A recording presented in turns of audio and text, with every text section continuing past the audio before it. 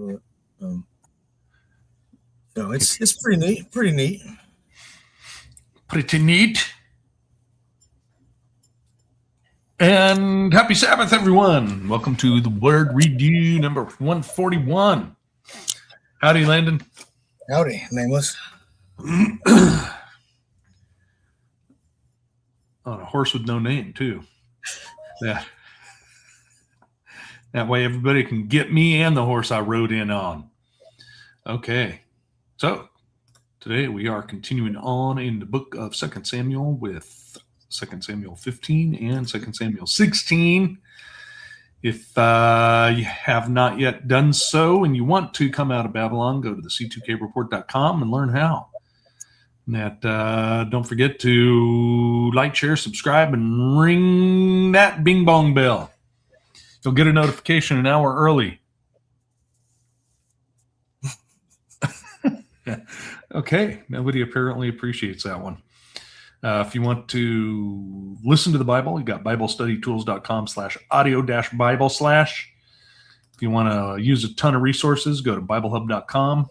They got maps, historical articles, etc. You can go to eSword.net. Download the King James Version Bible for free for your phone, for your computer. Comes with all kinds of study, what do you call those? Study implements? Resources. All right. You can go to blueletterbible.org. Tons of stuff there. Many translations. Same with Bible Hub. And you can go to kingjamesbibleonline.org for both versions of the King James Bible. Drone. Okay. How was your week, Landon? Pretty good. Yeah. Just working and painting every day.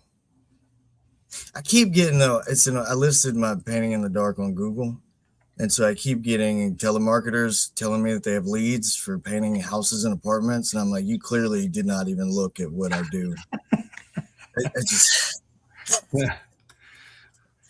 It's like when you go to Craigslist, motorcycles and scooters, and then someone's always putting a hover round on there. Wrong type of scooter. All right. Anyways, let's go ahead and pray in, and then we'll get rolling. Hey, you froze.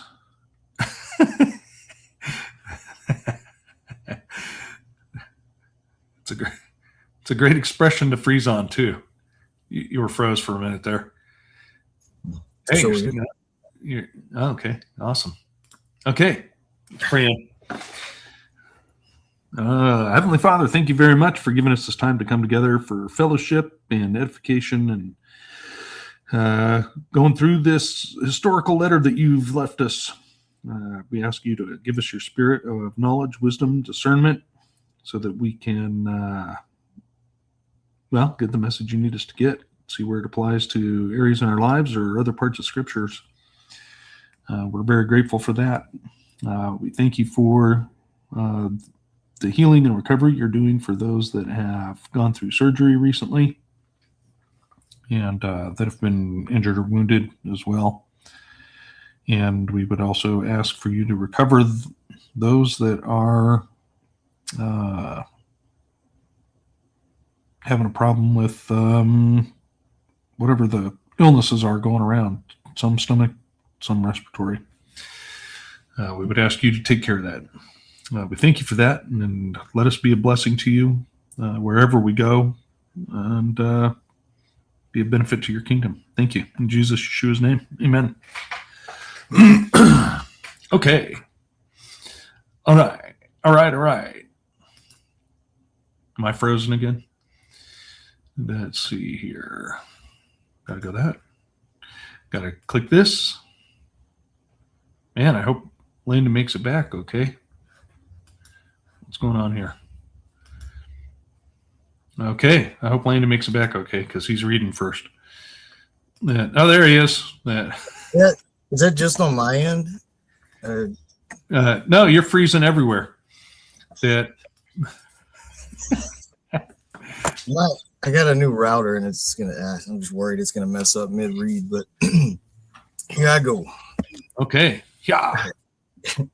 After this, Absalom got himself a chariot and horses and 50 men to run before him. And Absalom used to rise early and stand beside the way of the gate. And when any man had a dispute to come before the king for judgment, Absalom would call to him and say, "From what city are you?" And when he said, "Your servant is of such and such a tribe in Israel," Absalom would say to him, "See, your claims and are good and right. There is no man designated by the king to hear you." Then Absalom would say, "Oh, that I were judge in the land, then every man with a dispute or cause might come to me, and I would give him justice. And whenever a man came near to pay homage to him, he would put out his hand and take hold of him and kiss him." Thus Absalom did to all of Israel who came to the king for judgment. So Absalom stole the hearts of the men of Israel. And at the end of 4 years, Absalom said to the king, "Please let me go and pay my vow, which I have vowed to the Lord in Hebron. For your servant vowed a vow while I lived at Geshur in Aram, saying, if the Lord will indeed bring me back to Israel, then I will offer worship to the Lord." The king said to him, "Go in peace." So he arose and went to Hebron. But Absalom sent secret messengers throughout all the tribes of Israel, saying, "As soon as you hear the sound of the trumpet, then say, Absalom is king at Hebron." With Absalom went 200 men from Jerusalem who were invited guests, and they went in their innocence and knew nothing. And while Absalom was offering the sacrifices, he sent for Ahithophel the Gilonite, David's counselor, from his city Gilo. And the conspiracy grew strong, and the people with Absalom kept increasing. And a messenger came to David, saying, "The hearts of the men of Israel have gone after Absalom." Then David said to all the servants who were with him in Jerusalem, "Arise, let us flee, and or else there will be no escape for us from Absalom. Go quickly, lest he overtake us quickly and bring down ruin on us and strike the city with the edge of the sword." And the king's servants said to the king, "Behold, your servants are ready to do whatever my lord the king decides." So the king went out, and all his household after him. And the king left 10 concubines to keep the house. And the king went out, and all the people after him, and they halted at the last house. And all his servants passed by him, and all the Cherethites and the Pelethites, and all the 600 Gittites who had followed him from Gath passed on before the king. Then the king said to Ittai the Gittite, "Why do you also go with us? Go back and stay with the king." Wait, what? Okay. Give me a second. "Go back and stay with the king, for you are a foreigner and also an exile from your home.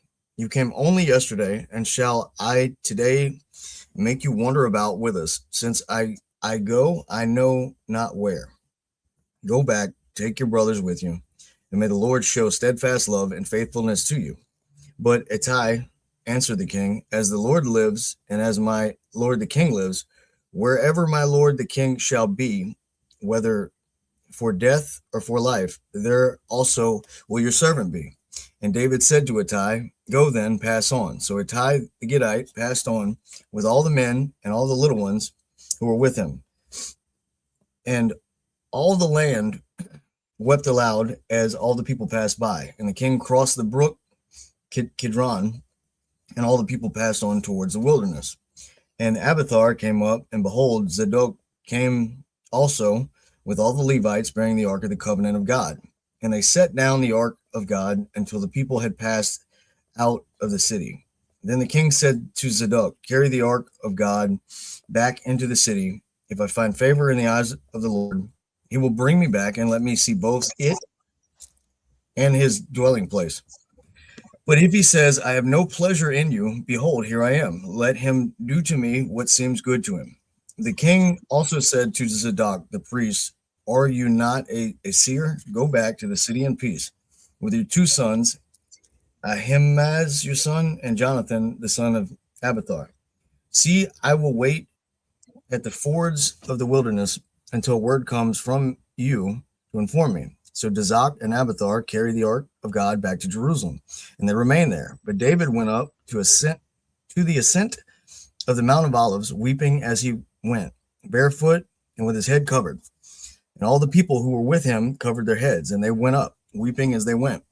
And it was told David, Ahithophel is among the conspirators with Absalom. And David said, O Lord, please turn the counsel of Ahithophel into foolishness.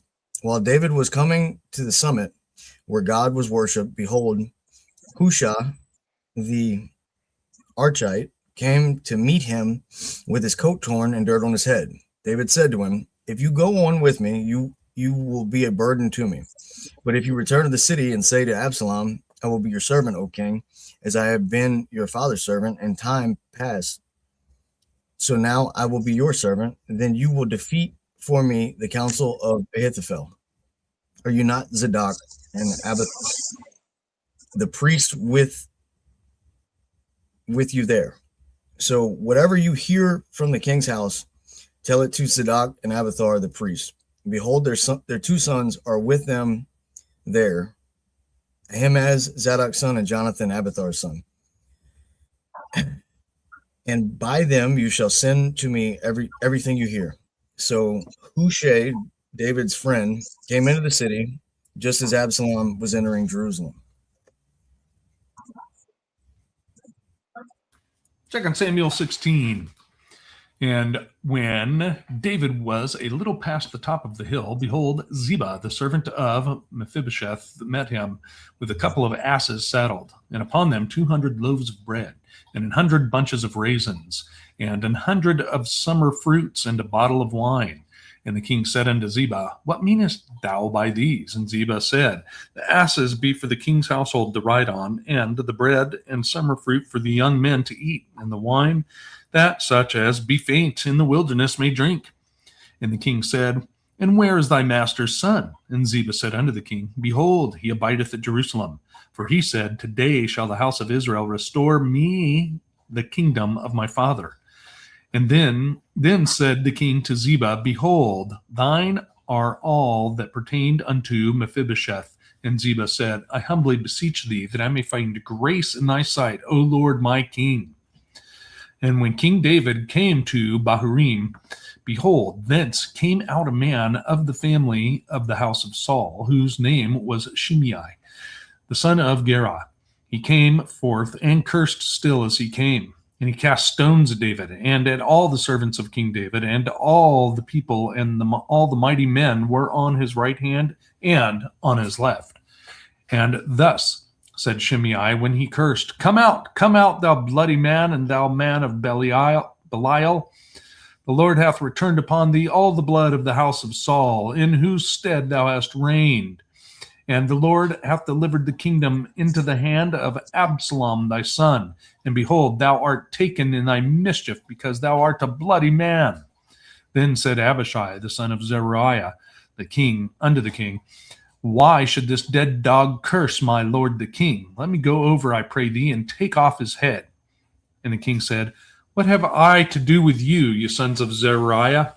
So let him curse, because the Lord hath said unto him, Curse David. Who shall then say, Wherefore hast thou done so? And David said to Abishai and to all his servants, Behold, my son, which came forth from my bowels, seeketh my life. How much more now may this Benjamite do it? Let him alone, and let him curse, for the Lord hath bidden him. It may be that the Lord will look on mine affliction, and that the Lord will requite me good for his cursing this day. And as David and his men went by the way, Shimei went along on the hillside over against him, and cursed as he went, and threw stones at him, and cast dust. And the king and all the people that were with him came weary and refreshed themselves there. And Absalom and all the people, the men of Israel, came to Jerusalem, and Ahithophel with him. And it came to pass, when Hushai the Archite, David's friend, was come unto Absalom, that Hushai said unto Absalom, God save the king, God save the king. And Absalom said to Hushai, Is this thy kindness to thy friend? Why wentest thou not with thy friend? And Hushai said unto Absalom, Nay, but whom the Lord and his people and all the men of Israel choose, his will I be, and with him will I abide. And again, whom should I serve? Should I not serve in the presence of his son? As I have served in thy father's presence, so will I be in thy presence. Then said Absalom to Ahithophel, Give counsel among you what we shall do. And Ahithophel said unto Absalom, Go in unto thy father's concubines, which he hath left to keep the house, and all Israel shall hear that thou art abhorred of thy father. Then shall the hands of all that are with thee be strong. So they spread Absalom a tent upon the top of the house, and Absalom went in unto his father's concubines in the sight of all Israel. And the counsel of Ahithophel, which he counseled in those days, was as if a man had inquired at the oracle of God. So was all the counsel of Ahithophel, both with David and with Absalom. All righty. Let's go back, shall we? To Capitulo 15. Howdy, Kelly. Well, nope. What's happening? Oops. Man. Okay. Landon, before we started, I believe you said I like a good conspiracy. Yeah. So talk to me, man. What'd you get out of this? I mean, this dude's ambitious, but like, I don't. He's not saying that David's ruling the wrong way, but he's like, I could do better. I don't know. I just don't. Right. And he's kind of making friends with everybody too, right? I mean, he's hanging out at the gate, giving favorable judgments. And, just remember me. I'm your good buddy, right? I'm your buddy. I'm your buddy. Remember, that's what someone said that worked on Bill Clinton's governor's campaign. He was your best friend, man. Yeah, and he would shake your hand and meet you once, talk to you one time, and then he could see you years later, and he'd be like, "Oh, hey, Landon, how you doing? How's Chop? How's Leo?" Yeah. Just yep, exactly. Ever the politic. Ever the politic. I have trouble remembering people's name 5 minutes after I've met them. Yeah. Hey, at least you make it past your first sentence.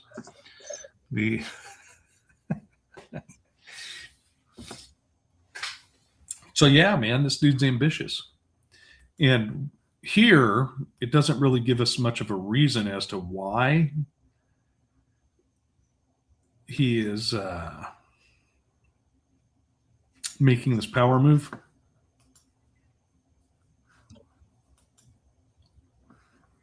Doesn't tell us at all.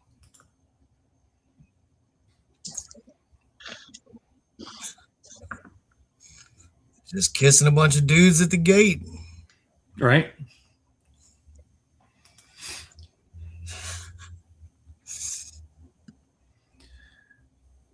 And eventually they knocked off the TE.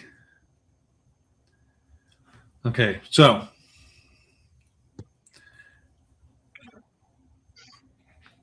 yeah, this is very interesting. So he sends spies out. He sends spies out. I would say they're like plants in all the different tribes. And tells them, oh, God bless you. God bless you. Thank you. That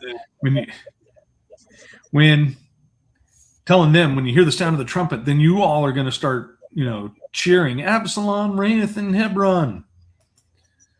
So he's like setting it up so that, all these people hear this and they're going to be like, oh, I guess Absalom's king now, right? And he goes out with 200 men, and these people are just called up. Here, you're going to be an entourage for Absalom, But they don't know anything about this ambition to be the king. His deception of deceptiveness.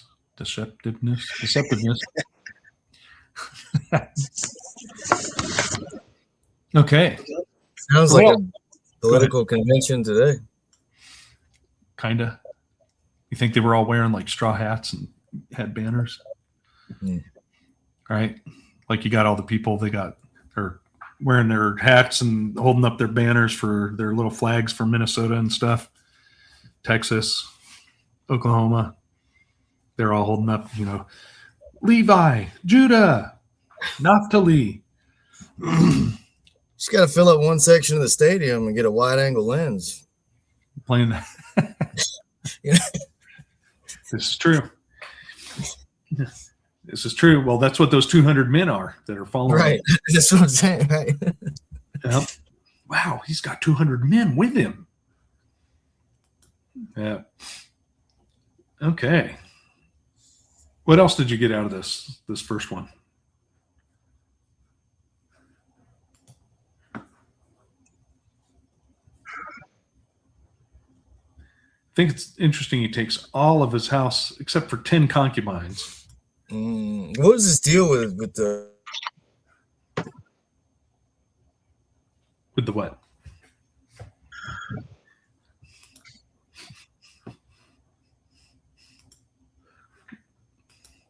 Did you freeze again? What's going on, man? I'm there. I think Landon froze again. Man, this is making for one long question, Landon. I don't know. Maybe he'll let us know when he gets back. You back? Nope, not yet. All right. You came in the middle of this, Kelly. What did you get out of it? Oh. Did he fall off? Yep. Yep, he's on the wet noodle train. Yep, as mentioned earlier, he's having issues with his router. His router. And Man, that dog was drinking a lot of water this morning.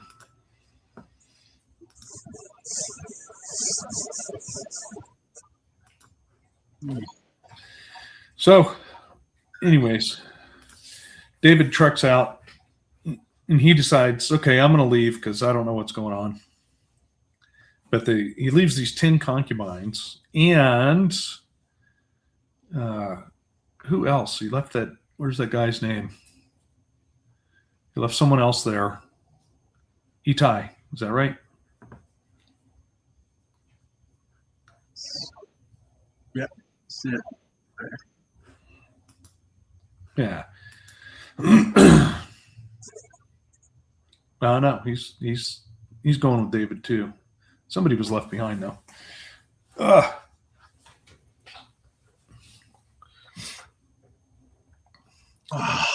This is where the what? I just lost my page. What? Hey, he's back. my internet's Okay. So we were talking about the 10 concubines left behind, and then you went.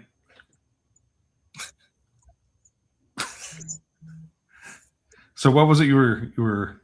I was wondering what his deal with Ita was. Like, one, you're like, bro, if you come with me, you're just gonna get on my nerves. Yeah, but then he brings them with him. Right. Tis what it is. I find it very interesting that where David goes is over to the Mount of Olives, right? In the King James it says Mount Olivet. And he did some crying also. And he goes barefoot.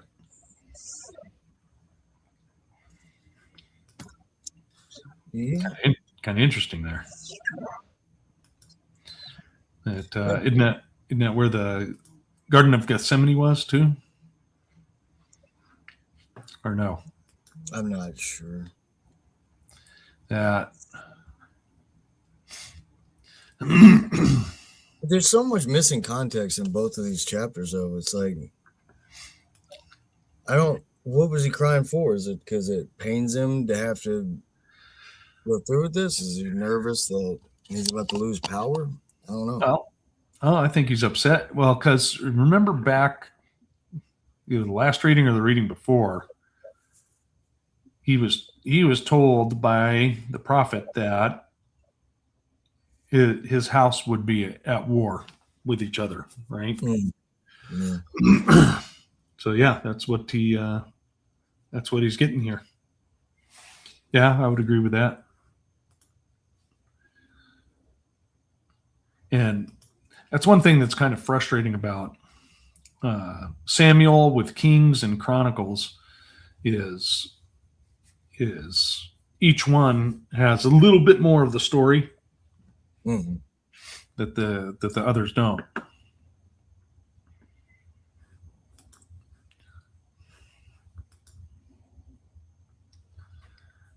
Can you, Yeah. I wonder what their cursing was back then.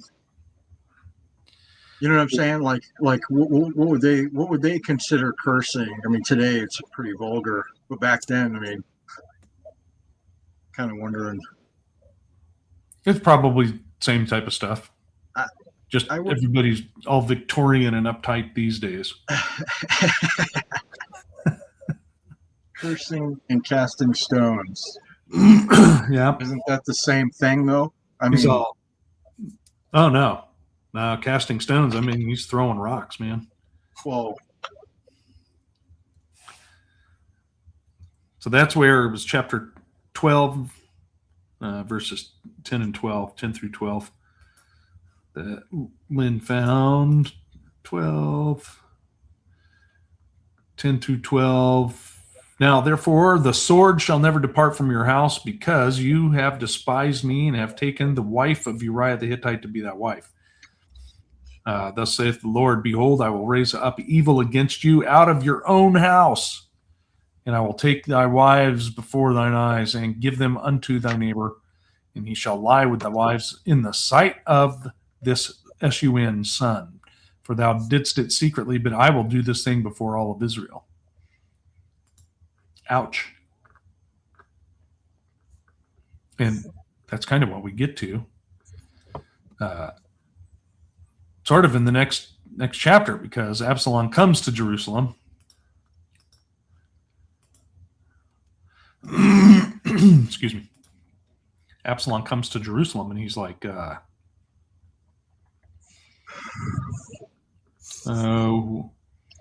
well, we go through a lot here. We've got that dude cursing at David, and I don't know, maybe you're right, Kelly, because it tells us what he's saying. He's saying, what is he? Well, he's from the house of Saul,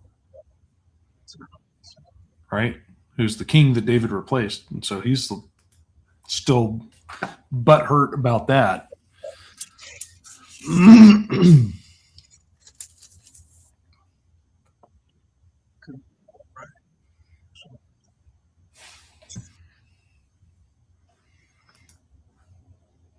But I don't know if it was vulgarity. He might have been throwing actual curses out.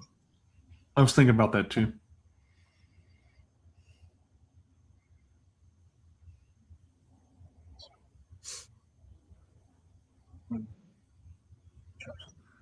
Or at least trying.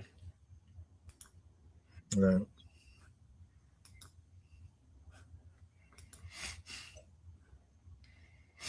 Okay, so David's like, no problem. Hey, you know what? If Yah's going to bless me because this guy's cursing me today, okay, so be it. And that. Now, can you throw dust in Louisiana? I mean,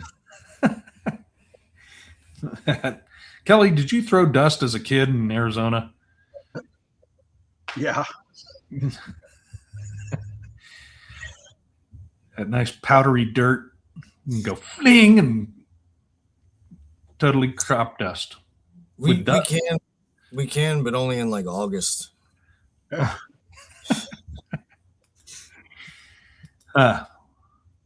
We can, just not in monsoon season, or at least not all of monsoon season.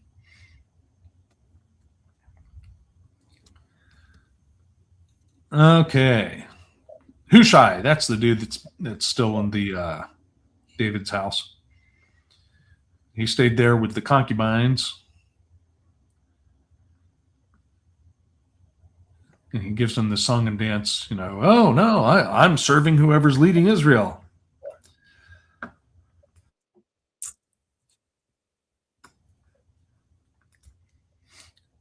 Absalom's like, okay, because thou hast stroked mine ego, you shall stay.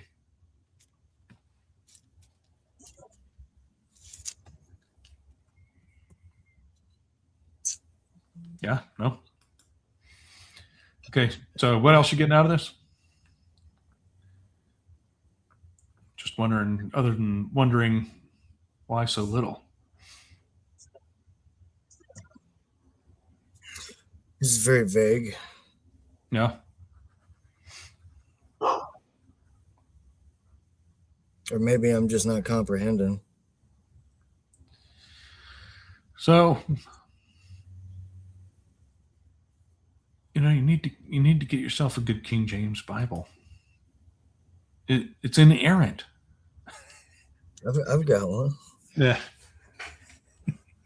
But if I tried using that during the Bible study, pages come out, and I'm like, it's one of those.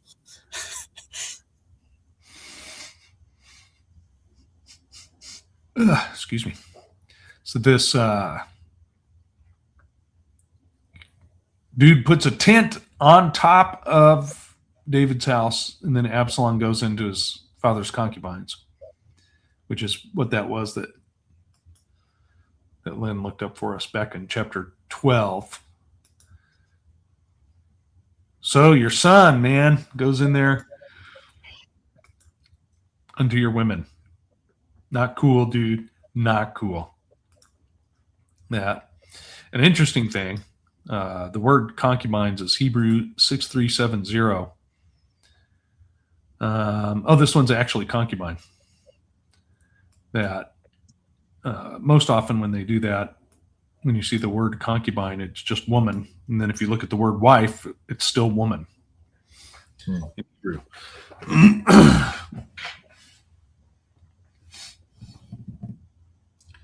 Yeah, but I think wasn't it referred to as companion versus wife? This one, yeah, this word here, the 6370. Yep. But yeah, just other places, and I'll bring it up when it comes up again. That in the other places where it says like wives and concubines, it'll be the same word. And it's like, well, what's the difference? So he had wives and wives, wives and wives and wives. Excuse me.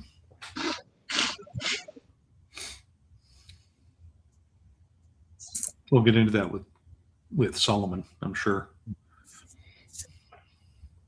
Okay, you guys got anything else for chapter 15 or 16? I'm just curious why we stopped that tradition. I'm kidding. I'm joking. Taking your father's wife? Ew. No. Wives and wives and wives. I'm kidding. I don't have the energy. Okay. Well, thanks for coming, guys. Kelly, Landon, let's get your router fixed. Okay. Anyways, About to do that now. everybody, thanks for coming and showing up, hanging out. Go get some rest. Don't forget to like, share, subscribe, and what else? Anything else? I know there's something else. Like, share, subscribe. Get your rest on. That's the great big one for today. Get your rest on. And we're going to continue on in this next week. We're going to get a little more information. And get a wee little bit more. I've been thinking maybe we need to have some reading marathons like we used to have. So we can hurry up and get through the rest of Samuel, all of 1st and 2nd Kings, and all of 1st and 2nd Chronicles. But it is what it is. All right, everybody. Thanks a lot.